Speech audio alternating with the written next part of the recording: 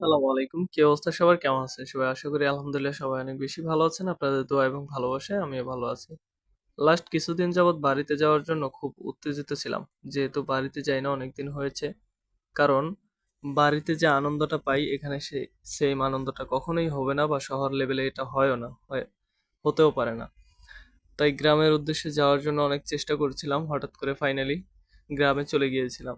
বেশ ভালোই লাগতেছিল কয়েকদিন গ্রামে থাকার পরে নিজের সবকিছুই যেন এক ভিন্ন রকম পরিস্থিতি তৈরি করেছে। কারণ গ্রামের আনন্দ যাই হোক গ্রামে সেই আগের মতো দুষ্টুমি, ফাইজলামি, মাতামাতি এখন আর কোনো কিছুই হয় না।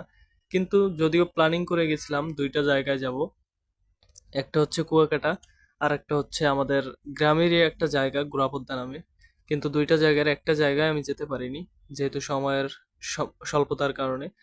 তাই আন্তরিকভাবে নিজেও দুঃখিত আর অনেকের সাথে দেখা করতে পারি নাই। তাদেরকেও আমার পক্ষ থেকে আন্তরিক ধন্যবাদ এবং সালাম। সবাই সুস্থ থাকবেন, ভালো থাকবেন। আসসালামু আলাইকুম।